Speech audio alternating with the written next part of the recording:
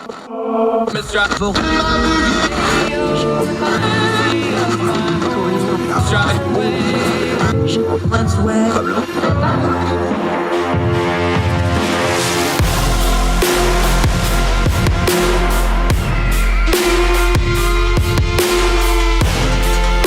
host, Andrew Donaldson.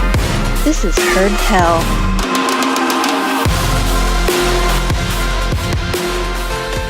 Welcome back to Heard Tell. Okay, I'm excited about this one. We've been meaning to have him on for a while. Very talented writer, good friend of ours for a while. Also an occasional contributor to ordinary-times.com, but he's written in a lot of prestigious places. Go check him out. Also has his own podcast, Avi's Conversational Corner, which I have been blessed to be on a couple different times. But we're going to be talking about something he wrote today. Avi Woolf, our friend over in Israel. How are you, sir? I'm great. How are you? Fantastic. You wrote a great piece in ordinary-times.com, and I just want to dig into it because it's a lot of history. It's a lot of current events.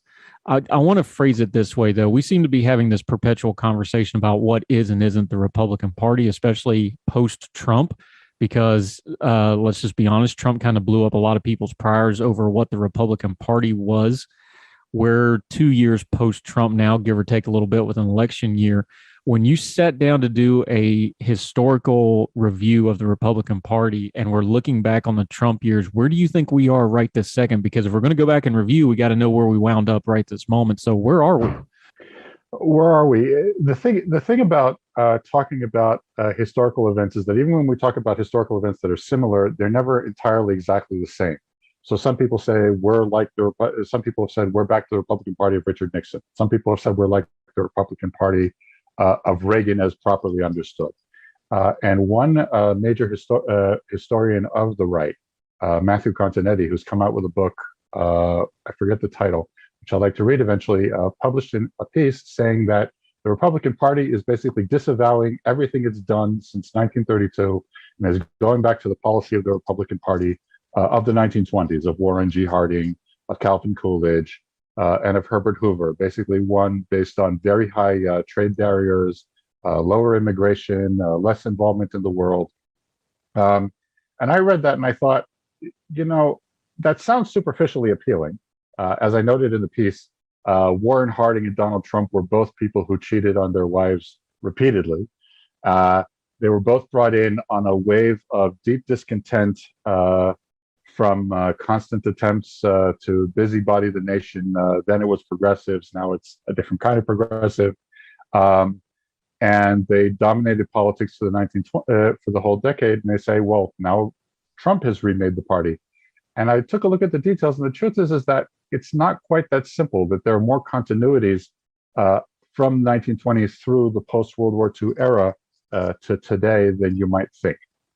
Yeah, let's go back to the 20s because this is an area of history that you use the term superficial. I think people have a superficial understanding of the 20s, the roaring 20s, the jazz age, coming off the Gilded Age. We have a lot of buzzwords for this, but we haven't done a whole lot of study in this area for a lot of folks.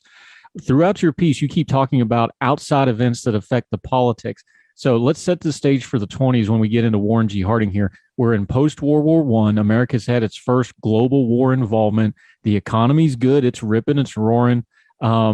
Set the stage for us because, Harding didn't just have these policies, in a vacuum. There was a sequence of events that caused him to have these policies, right? Right. So the First World War is one of those events that had an enormous direct and indirect impact on the United States, but we've all forgotten about it because everybody remembers the bigger war, that's World War II. But at the time, it was enormous. You need to keep in mind, Harding voted to go to war in World War I because there was a national consensus that German submarines sinking American ships was just a casus belli. The problem was that Wilson then, after the war was over, tried to force a peace treaty that even people who liked the peace treaty weren't very enthusiastic about because it sounded like it overcommitted the United States to be diplomatically and maybe even militarily involved all over the world. Sound familiar? And eventually the treaty was rejected, not by people who necessarily didn't want America to be involved in the world, but for people who wanted America to have a freer hand. And if we get to talk about Trumpian foreign policy, sound familiar? So what Warren G. Harding, you need to keep in mind, he was not the Republican Party's first choice. The first choice of the Republican Party in 1920 was probably Theodore Roosevelt, who was still alive in 1918. And had he won, right, the Republican Party may still have dominated, but it still would have taken a very different turn because Theodore Roosevelt was very big on a muscular foreign policy. He was actually quite left wing for the time. So my point is that while it's true that the 1920s ushered in an era of American dominance, luck played a part in the story of Harding and his people taking over as opposed to the Rooseveltians. And Roosevelt's actually, our current usage of the word progressive comes from the Teddy Roosevelt era. Now it's obviously changed and manipulated a little bit, but that loud, boisterous, full-throated use of government to get things done, that really is the genesis of the term as we currently use it. Now, I know we have more of a leftist connotation to it now as opposed to the bull moose stuff that he did later on. But it is important to note that although there's differences, history does rhyme. There's a lot of threads in this stuff, even going all the way back to the 20s, that runs directly to today if we pull them out far enough, right? Definitely. And by the way, it's not just the question of Harding wanting to pull out from the world. If you take an example from Herbert Hoover, he's an interesting middle ground between Harding and Coolidge, being very standoffish and saying, if I don't have the authority, I don't want to do it. And even if I have the authority, I'm not so sure I want to do it. Hoover was the kind of guy who would convene business leaders, especially after the Depression started, to try and coordinate wages and prices to try and sort of in the middle between not intervening at all and this is the president, I'm imposing a regulation, you better do what I say. And again, sound familiar? One of the things Donald Trump did a lot, and a lot of Republican presidents also did, was to try and find that middle ground of the president as a source of influence, but not imposition. And talking to our friend Avi Woolf, great writer, good commentator, friend of ours for quite a while. While we're still in this era, though, anytime you talk about Herbert Hoover, you got to get the elephant in the room out of the way. He's the guy that the Great Depression got hung on his head, and we know how the presidency works. You get all the blame, all the credit. He's in the seat when it all went wrong after the Roaring '20s we were talking about. That had to have it killed his presidency pretty much dead where it stood. But policy-wise, for Republicans and Democrats, and of course this ushered in, the block of time that FDR took over. This had to greatly affect policy going forward, even though it would be a good 14, 15 years before Republicans got the White House back. The lessons of Herbert Hoover, and more importantly, the stuff he got blamed for, I would think had to greatly affect policy going forward. It did. Although obviously, as we know, the Republicans did not win back the White House until 1952. Major leaders of the new Republican Party, I guess I would call it, the people who bounced back after the Republican Party went from being a small minority in Congress to something reasonable. People like Robert Taft, people like the governor of New York, Thomas Dewey, they were of the mind that there are certain bare minimum things that FDR did, such as Social Security, workmen's compensation, a certain degree of restriction of business that A, are just so incredibly popular that there's no way they're going to remove it, and B, is not necessarily bad because it's enacted in law as opposed to an executive which can just regulate freely. So that's basically the, I guess I would call it the unspoken consensus among the Republican Party, even if not among ideologues and people who write policy papers, is that we don't like high taxes and we don't like regulations that are not voted on by Congress, and even by Congress, but at least Congress can repeal it. But we don't like it when we have an understanding executives. But a bare minimum, a safety net of core entitlements and of core protections that we support. And there's a reason why Barry Goldwater, when he was nominated to try and run for the presidency in 1964, and he basically advocated junking all that.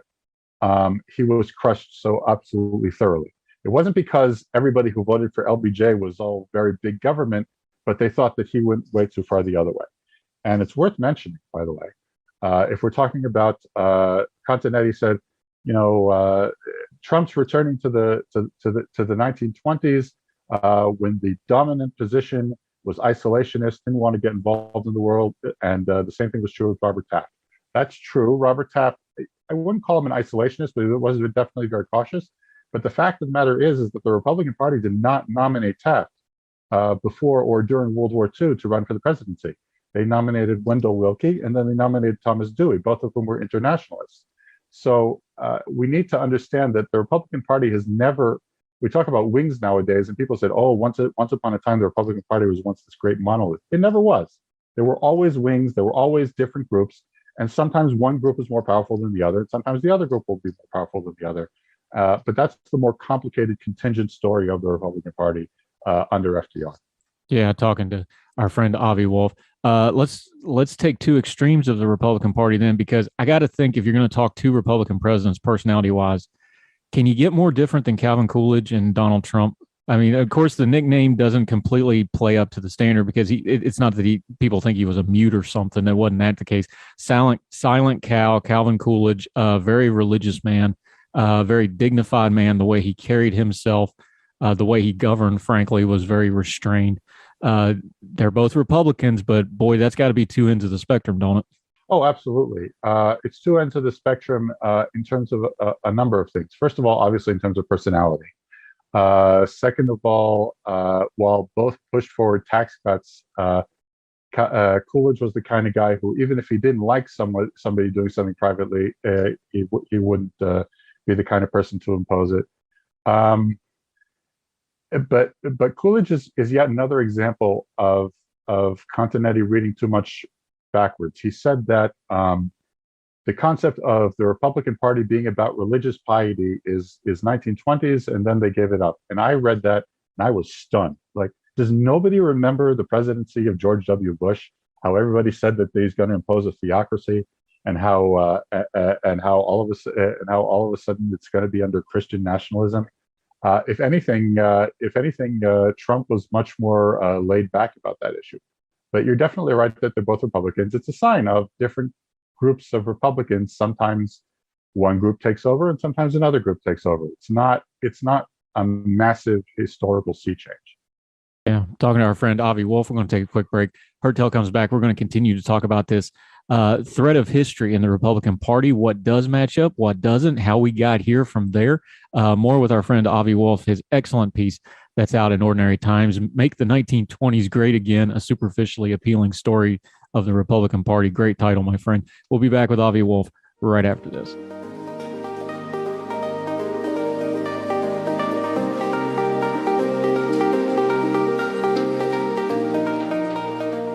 Yeah, welcome back to Heard Tell. Still talking to our friend Avi Woolf about his excellent piece that's in ordinary-times.com. Read it, discuss it with the best commentary section on the internet. Make sure you share it. This is a great piece that's going to make folks think. A lot of history in it, the way we like to cover things. We talked about foreign policy and interventionalism, and of course, we know America has always had these moods from time to time about interventionalism. But what about non-war foreign policy, especially post-World War II? Eisenhower comes to power. The Republicans finally have the White House back after a long break. And we understand you got to call him an internationalist in some regard, because he was the great general of World War II. He had a lot on his plate. He has the start of the Cold War. He has Korea. There's a lot going on in the world besides just military intervention. How did the foreign policy of the Republican Party start to change and start to shape what we now call the post-World War II consensus?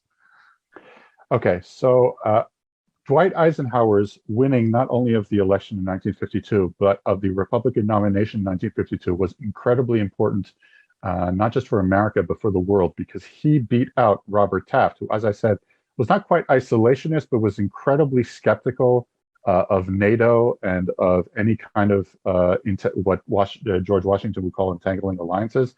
Ike believed that after two world wars, there was really nobody else with the economic, demographic, industrial power to keep the peace in the world, and that if they did not impose it to varying degrees, this is going to happen again.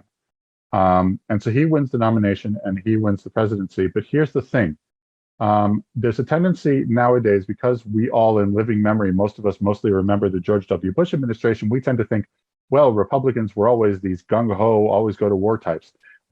As we just noted, before World War II and during World War II, they really weren't. But even after World War II, they tended to be generally fairly cautious. Eisenhower rarely directly endangered American troops, only for very specific purposes.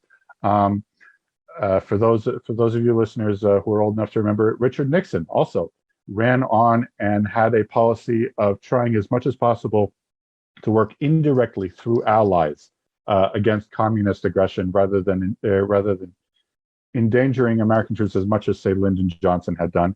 And even Ronald Reagan, who everybody remembers for his soaring bellicose rhetoric about communism, was nevertheless very careful about getting American troops directly involved. He believed in projecting American power through all sorts of indirect means. And by the way, people remember the 1920s as an isolationist time. It's not entirely true. It's true that they didn't want to get involved militarily, but Warren Harding and especially Coolidge's administration were actually very big on using American finance to try and rebuild the world of Europe shattered through the First World War through American credit and banking, so that these events happen again. So it wouldn't happen again. So there's a real disconnect between our memory of that era and how Republicans actually function. This idea that this is why I say that this idea that Trump is this new idea of not getting involved, not endangering American troops is a break with the post-World War II consensus. If anything, it's a much more exaggerated, much more bombastic thing that, nevertheless, in terms of actual policy, Dwight Eisenhower wouldn't necessarily have been so shocked at it. Yeah, and you mentioned using all that money, all that foreign aid, things like the Marshall Plan, which was, I don't even want to know what in today's dollars that would have cost with the markups and the contractors and everything else. But the reason they could do that is because of the absolute, once in a millennium economic boom that was actual after World War II. This is part of the Republican Party's been a little bit all over the place on their economic policy, though, because let's go back to the 20s again. You had massive tariffs in the 20s, which eventually would cause part of the Great Depression issues. That part was on them and on their blame. But then you have the post-World War II era. Then you have all the way up to today with Trump and his tariffs. The Republican Party's had a wide spectrum, and they tend to bounce back and forth on the ends of it when it comes to things like trade and commerce, doesn't it? Yeah, very much so. I think part of it is that we live in new times. We live in times where in the 1920s, if I recall the statistics correctly, something like 40% of Americans were employed in manufacturing in one way or another. Today, the number employed in services is far higher.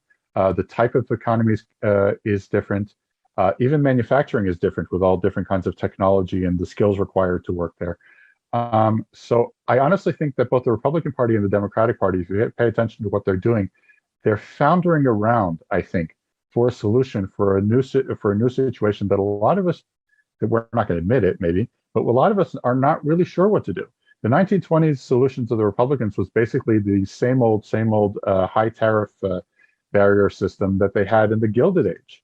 It was using an old solution for a new problem, and it worked for the 1920s. But then the 1930s came, and they needed new things.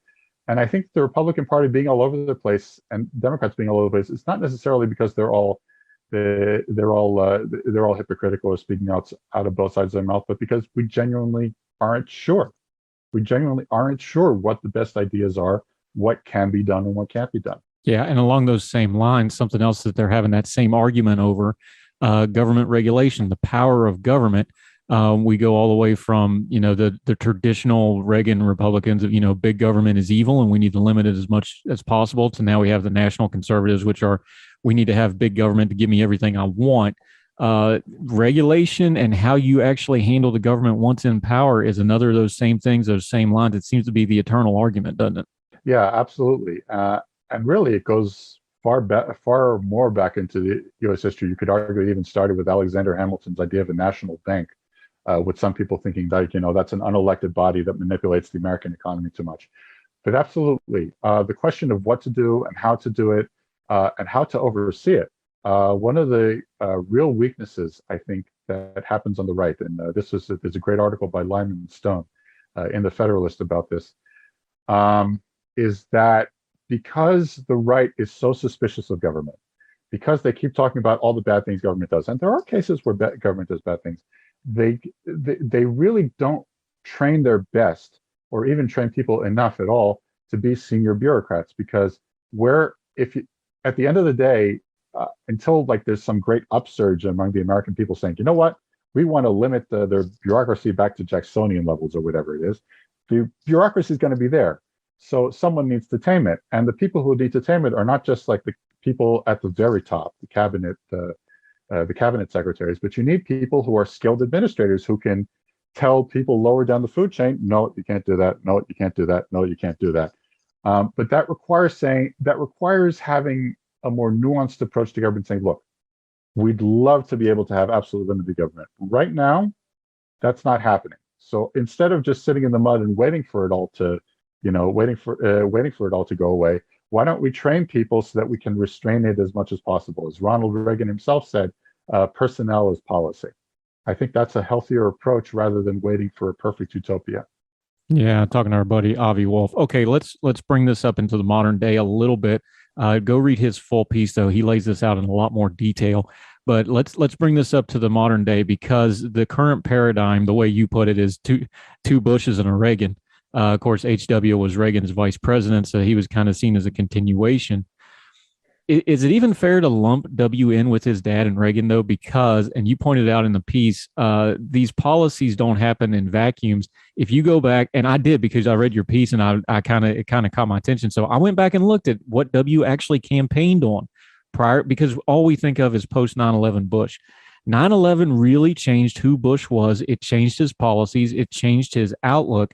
So if you're going to say the Republican Party is this, that, or the other, and it's all one long unbroken line, there's a clear paradigm shift from his father, from Reagan, from the conservative party and the Republican Party of the late 90s, which was basically anti-Clinton in ways that we're not going to detail here because it's messy and ugly, and I prefer to forget about it, frankly. W has got to kind of be the paradigm break for the modern Republican Party in a lot of ways, and the way that Trump and the Trumpism and whatever you want to call it is a reaction to the years of the Bush stuff, right? Yeah, I think there's definitely a lot to that. It points, as I said, to the importance of contingency. Events matter. If, God forbid, a foreign country had attacked the United States on the same scale as 9/11 in the 1920s, I assure you that most hardened isolationists would say we need to, attack and counterattack. And I think that I really do think that without 9/11, W may have changed. He may have become more hawkish, but I don't think he would have transformed himself in that way. And I think the same would have happened if it was a Democratic president in office too. And it's true that Trump is kind of a reaction to it in much the same way that Harding was a reaction to the progressive era of Roosevelt and Wilson. But that just goes to what I'm saying, is that these clean transformations, these clean, neat schematic ideas they're too neat. They're not. They don't take enough into account how messy and how chaotic and how much luck plays into politics. And you're right. Trump is a reaction, but it's not an unfamiliar reaction. Yeah, Avi Woolf talking about his great writing in ordinary-times.com. Make sure you check it out. Let's put a bow on this in this way. You ended your piece talking about the voters, because we do live in a representative democracy in the United States of America. Ultimately, the voters decide this stuff. But what's the limits on that? Because we had Donald Trump got elected, and everybody goes, well, obviously the voters want this, but then he turns around as a one-termer to, Joe Biden, and they can turn around and say it again. Well, like, obviously the voters want this. What's the limits to that last word in democracy, as you phrased it, with the voters? And how do we put that into the historical perspective where we have that spectrum and it's moving around inside the spectrum, but we're trying to keep perspective on everything? Well, I would start by an obvious comparison to the 1920s. When Warren Harding won in 1920, it was perhaps one of the, if not the biggest blowout the Republican Party ever got in Congress. The numbers in the House and the Senate that they got are simply unreal. Your eyes will pop out. When Donald Trump won the election in 2016, he did not have anything close to that kind of a majority. And that matters, because one of the things that we can debate what's good and bad about the founders, but one of the most important things that the founders did was place very high thresholds for changing things seriously, especially in terms of constitutional amendments. And despite Donald Trump winning winning the presidency and winning united government. He lost the House in 2 years, right? So obviously the voters wanted something else very quickly. And B, he didn't have the kind of majority where he could remake the country. And the fact that the House, Senate, and presidency kind of checked each other, that's part of the genius of the American system, in that it's not a one-house parliamentary system where someone wins a temporary majority and oops, they can change everything. So I think that the voters have a say, but you don't get thorough, lasting, permanent change unless you have something like what the Republican Party had in the 1920s or what FDR had in the 1930s. In other words, sustained, regular majorities where the people overwhelmingly say over and over and over again, we want X. In Donald Trump's case, they said no. And so whatever damage Donald Trump may or may not have wanted to do, in addition to his advisors and managing to get him out of particularly dangerous spots, was checked by the voters themselves. In other words, the fact that there's a fixed election, presidential election, midterm election for both houses each time, and the fact that there's so many different ways to check it, and the fact that the threshold for a majority, for a national consensus is so high, I think that people don't appreciate how important that is. That is not in many other countries. Yeah, it's scary that we're just, the only thing between us and destruction is gridlock, but thus it is. Our buddy Avi Woolf, it's an excellent piece, ordinary-times.com. It's the kind of stuff we love to run and debate and discuss and push back on and hash it out, as we say. Make the 20s great again, a superficially appealing story of the Republican Party by Avi Woolf. Let folks know where you're writing. Let them know about your podcast. Let them know about your social media. So until we get you back on again, they can keep up with you, my friend.